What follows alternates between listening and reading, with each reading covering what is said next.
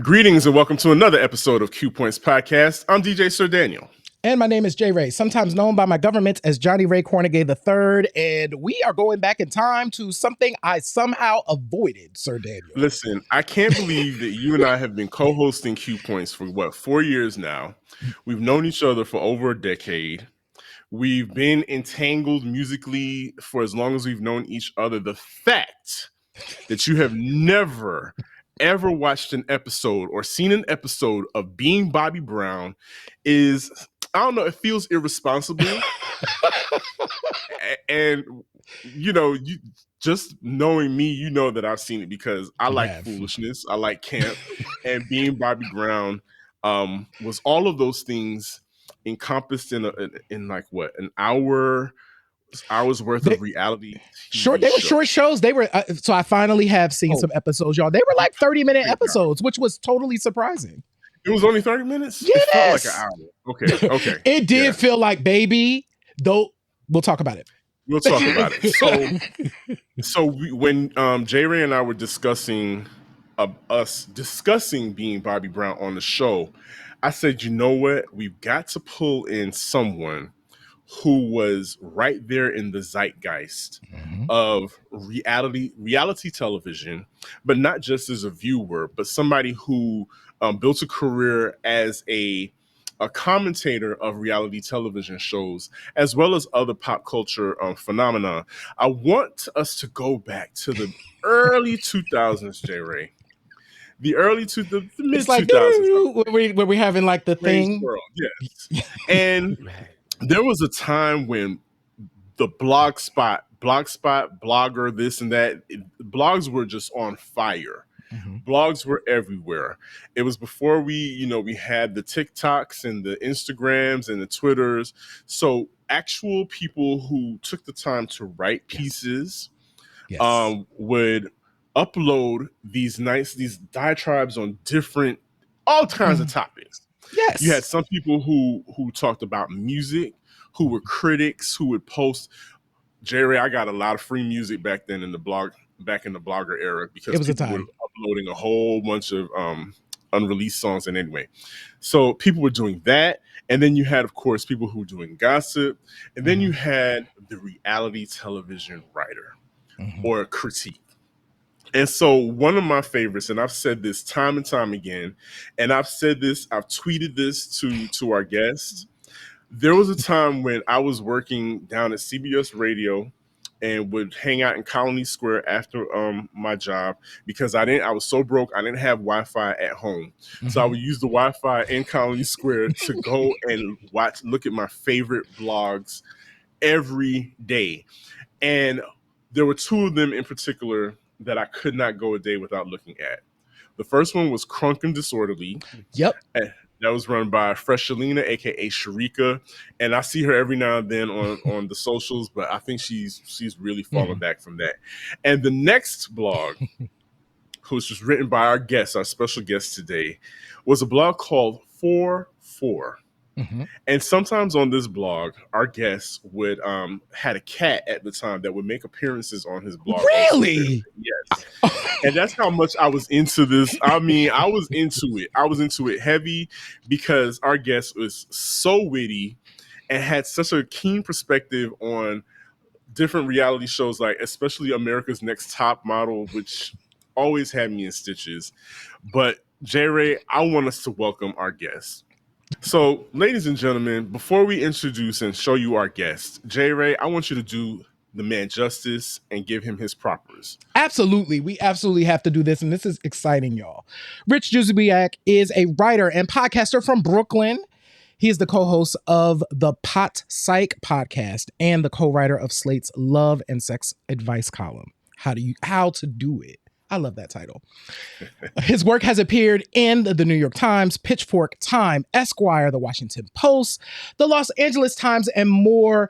Q Points family, it is our absolute pleasure to welcome Rich Juzwiak to Q Points. Rich, hello. Hello. Welcome. Thank you. That was such a nice intro and such a nice walk down memory lane, especially Crunk and Disorderly. I read that every day too.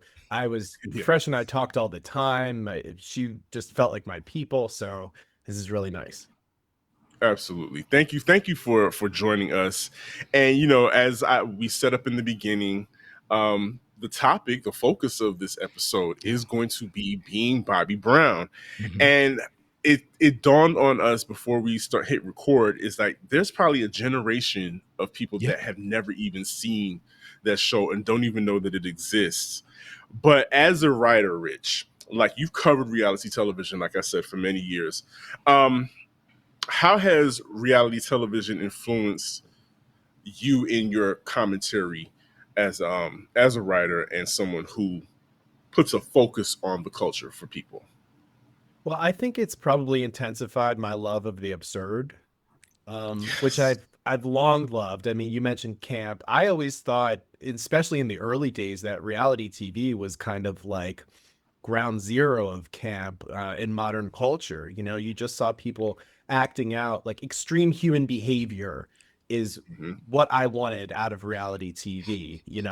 So just the kind of, I don't know, watching humans be bizarre and endearingly so. I love that aspect of it. And I think also probably it's affected my suspicions because just, not just watching the shows, but like hearing people talk about them, understanding how they're made, we know how much is manipulated. So, I think in general, it's made me a little bit more suspicious about kind of the messages that we receive and how doctored they can be. So you actually bring up something that I think is really important because I think my thought is in the early years, I'm thinking like Real World season 1. Yes. It really did feel real. Like, well, one, these were people that we knew that the jobs that they were doing, we had seen. I had seen Heather B in like BDP videos. So I knew that, no, like she's just doing what she normally does because this is what she do. So it felt really real. But we get to this point, and by the time the show we're about to talk about comes out, Being Bobby Brown, we've already had the Osbournes, we've already had Newlyweds, and we've gotten, many seasons of The Real World by that point. So that idea of by the early 2000s, we kind of have a more of a sense of the production of reality TV. But do you think, when you think back to those early years and thinking about The Real World, do you see that as more real from your perspective? Yeah, well, for sure. Well, I mean, the first Real World, nobody had any idea what that was going to be. They didn't even understand what that would look like on TV. They signed up for a documentary basically, and they just kind of lived their lives. I mean, there was probably something of a Hawthorne effect, that's a term about like scientific studies, how the very act of being studied can affect people. This is something that has been kind of observed and documented for like 100 years. So you turn a camera on somebody, are they their truest selves? Maybe not. But when you don't have an entire industry or like a career path in front of you that you know about, I think you're going to get a far different effect than a few seasons in when people understand that they can, do the college lecture circuit. Then came the challenge and all of this stuff where it behooves you to make TV so that they keep putting you on TV and then you can have a career from that. Although I do think that in terms of all of this, Being Bobby Brown is an example of something that did feel really real to me. In a lot of ways. I mean, the show is basically about nothing. It's about like sitting around. The show's about like being in hotels and going out to dinner, which are two things that like I love. So thank you so much, Rich, for doing that. Because as Sir Daniel mentioned, I had not seen Being Bobby Brown in the early 2000s. So back in the day, folks, cable had packages, right? So you got to determine what you got based on what package you had. And Bravo wasn't in the package that I had. And even as a music lover, I was like, I am not getting Bravo just so I can watch Bobby Brown and Whitney Houston in 2005 on reality TV. That sounds not like something I wanted to do. So I missed the whole thing. So thank you for kind of setting up the show, because when I went to watch it in preparation for this conversation, I was just sitting there like, oh, Oh, is this what we're doing? We're not doing much today. This is like Yeah. Seinfeld, except Whitney, Bobby, family, and a bunch of random other people in Atlanta. Exactly. That was enough for me. Right. Right. You know? They didn't need more than that.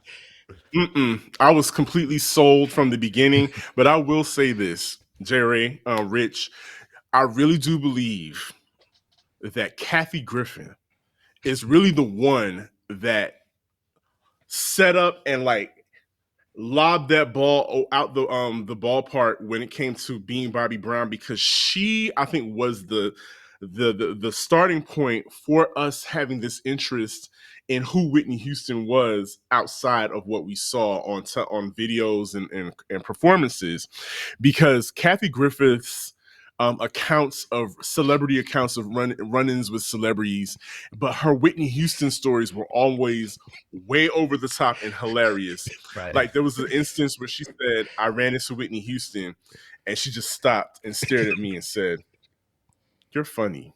and the crowd erupted in laughter because we knew That's that real. meant like, Kathy, you might want to run because Whitney Houston is probably about to, really quickly. Yeah. But like, but as far as the show is concerned, like you set up the premise, and Rich, you made a great point about a lot of reality shows take people that don't necessarily have a career path and put them and create personalities, or I should say assign them personalities, and then give them a platform to become a star, quote unquote, without any actual talent.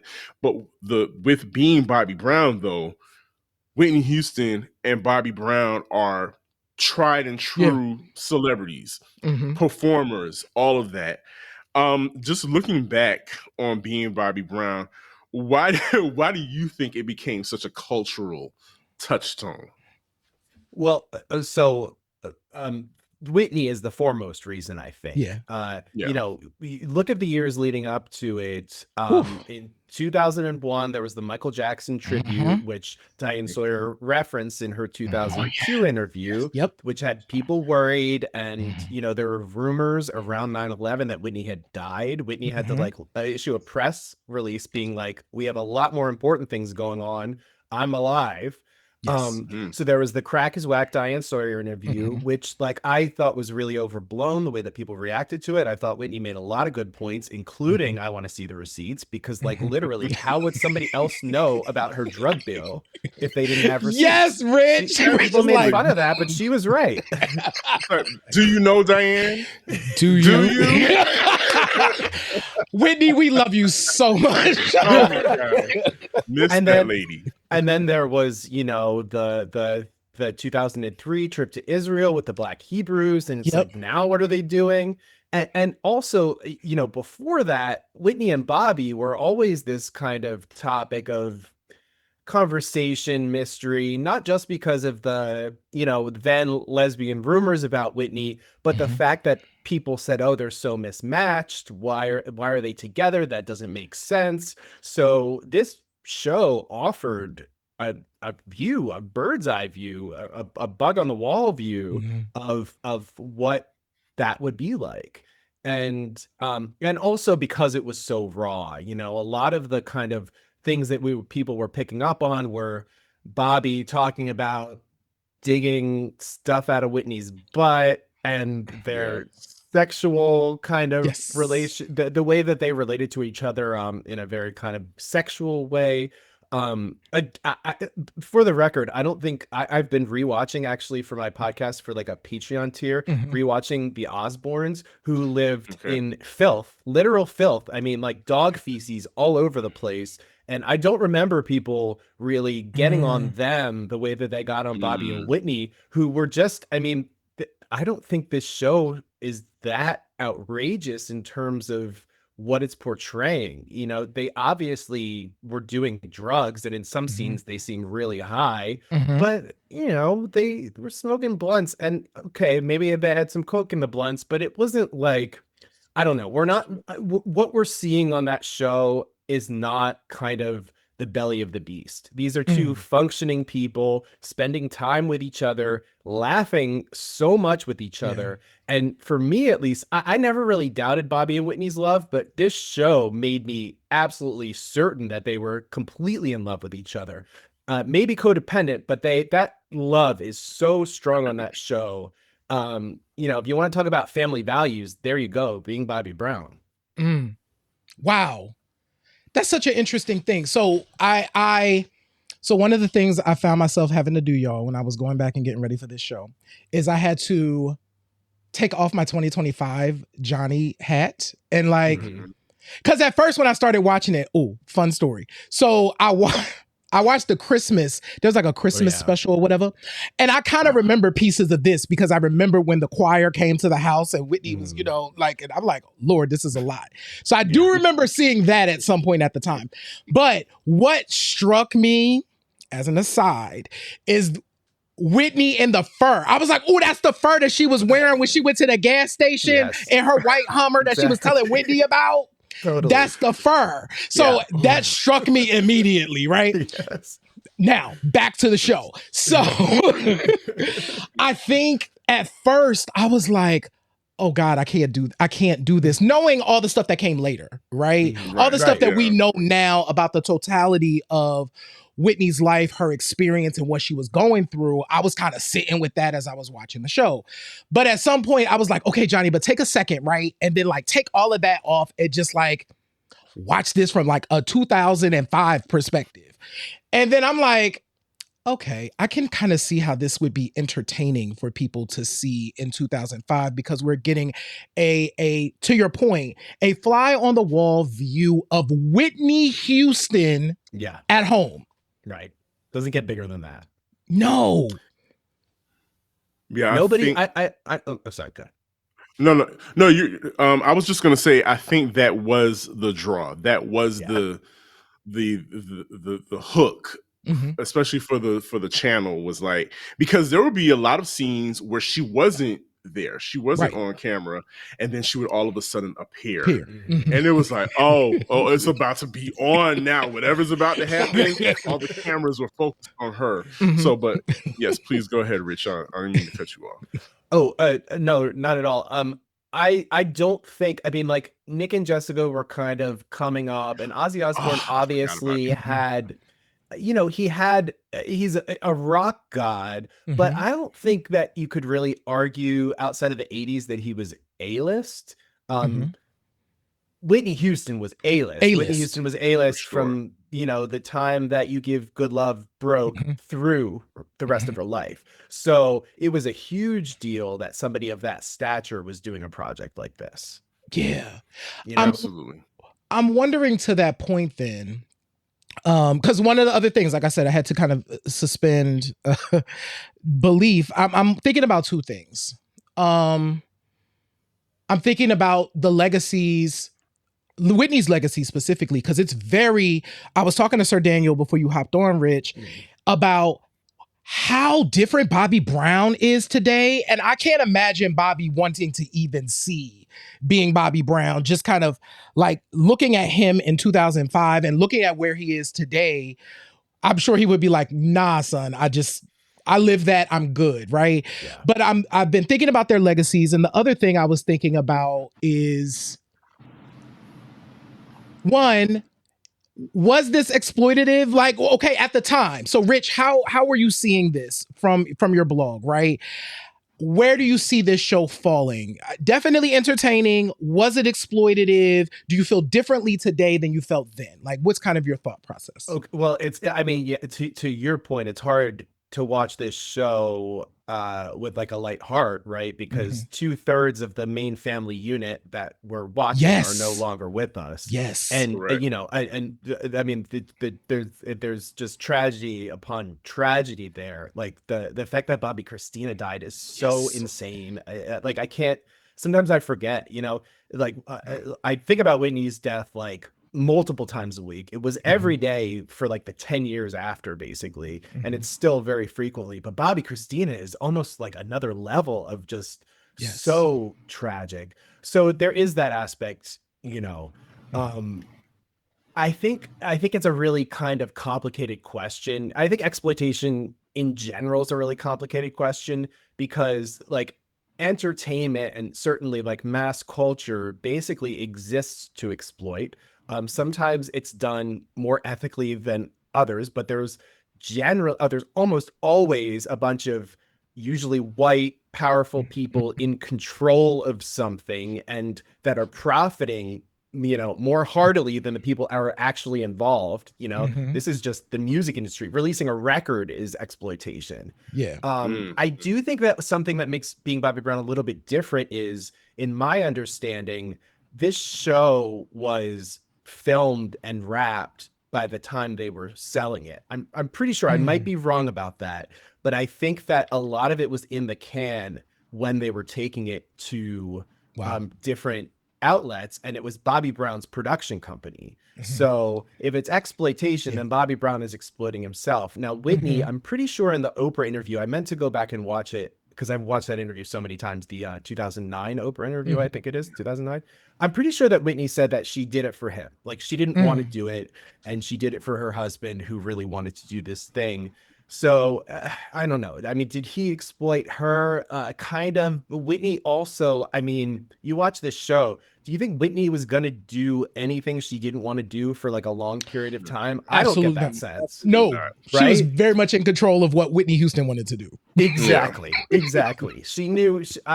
So it's hard. Drugs are involved, and they obviously led to her downfall. But it did seem at this point, maybe it's just good editing, but it did seem at this point that they kind of had a handle on it, that the drugs were still kind of party. We're sitting around smoking weed and laughing together kind of drugs. So you're not watching junkies, collapsed on a street corner in this show. Right. So I don't know. I tend to think of it as kind of like on the less exploitative side of things, but I certainly would understand that argument given the entire context of what was happening. I think that's fair because if you fast forward to today, like there was supposed to be a DeBarge reality show, and we're well versed in the triumph and tragedy of the DeBarge we were like, we don't want that. And we saw the trailers and it was like, oh, okay, that's a bit much. And it leads me to think about where we are now as far as reality television is concerned. And to your point, Rich, earlier about it being like an industry that calls for your pound of flesh. But the sheep per se are kind of leading themselves in by the leash themselves now, because reality television has become this springboard for stardom, for fame, for wealth, and I think a lot more people are more intrigued by the fame part now. That's my opinion. But as far as the quality of reality television today is, and Sir Daniel will say that Being Bobby Brown was quality television. I'm sorry, it was good to me. I had a good time. I had a good time watching it. But now there are things that I just have absolutely no interest in watching because everybody feels contrived. We know that there is a control room full of people. Everybody has like workshopped their personality and their storyline before they even got on camera.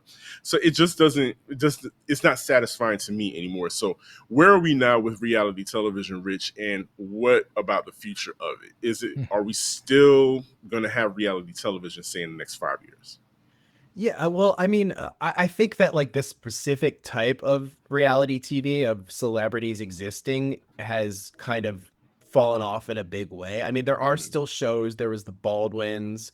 There's Sylvester Stallone is on a reality show too about his family. Yeah. I didn't know that either till I saw commercials for it, and I was like, I'm gonna skip that. I didn't need to know about that.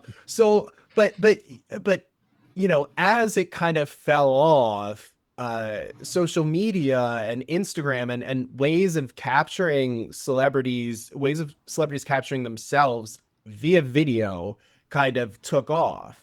So there's less of a need for it. And here's where like the kind of exploiters like are useful, because I think that what you get a lot of the time is, you know, like anybody's social media feed, very curated, very kind of like not the reality, but the reality that they want to show you. Whereas if you have people in control, like on Hey Paula, that's a crazy show. You could definitely argue that's exploitation, but that can't take your eyes away from it. But you would never get that side of Paula Abdul if she were left to her own devices, you know? So you know, there is something to be said for having a kind of person in charge, you know, from a journalistic standpoint, that's actually going to help show the story as it will look to observers, as opposed to, oh, I'm having this subjective experience and I'm going to show you what it is. So for me, like what's come close to being Bobby Brown is something like Justin Bieber crashing out on Instagram,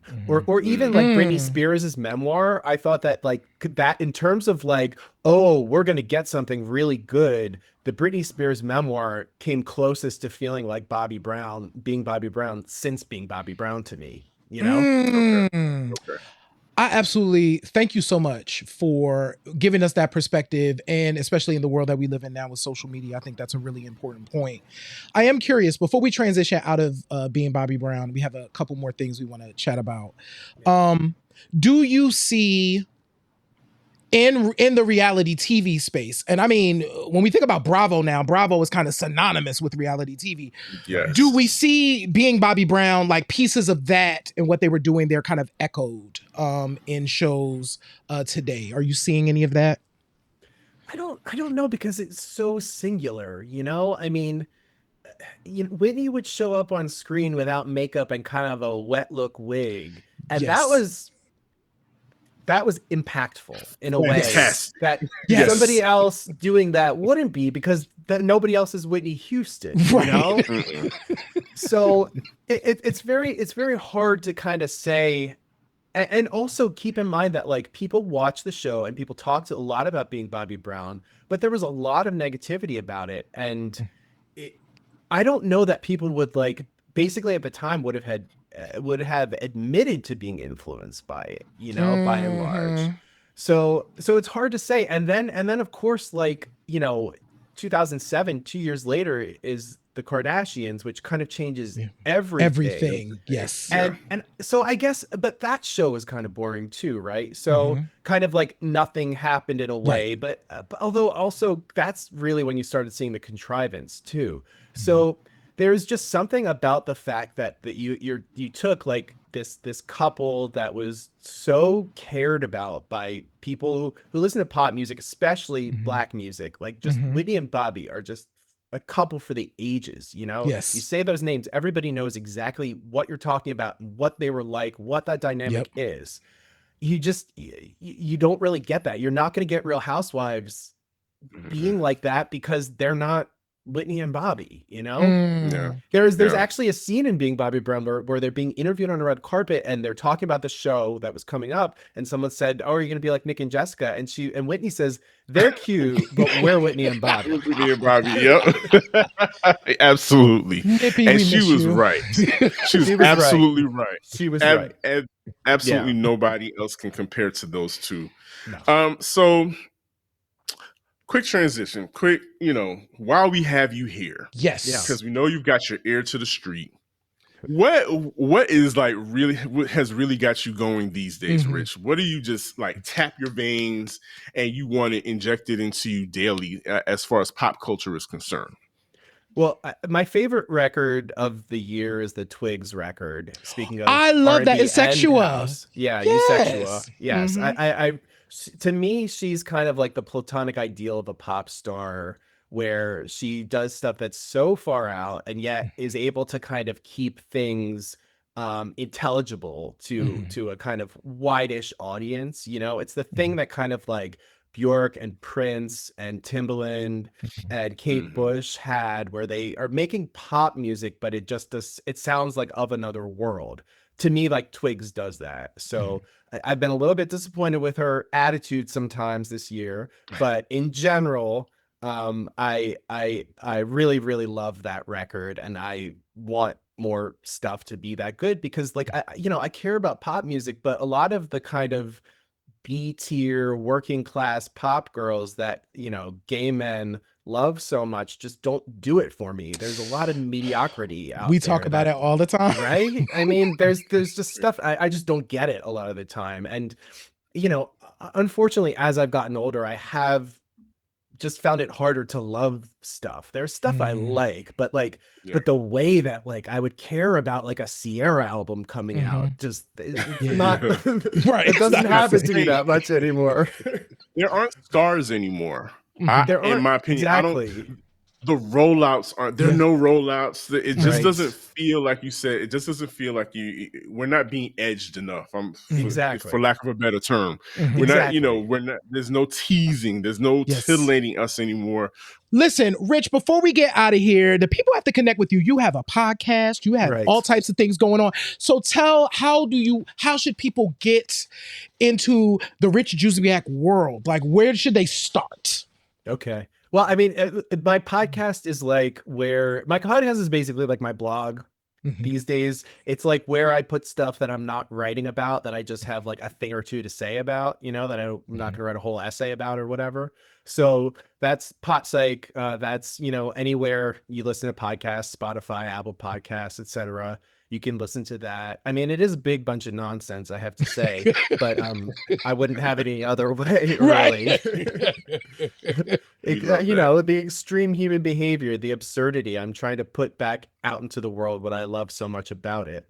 And then I write this column for Slate. You know, it's not pop culture, although I sometimes make a pop culture reference, but it's called How to Do It, and we publish that like multiple times a week. So, you know, I'm the co-writer. I write with Stoya, who's, you know, a former adult performer and a thinker, and she's wonderful. So we have a lot of fun with that. We've been doing that for like 6 years.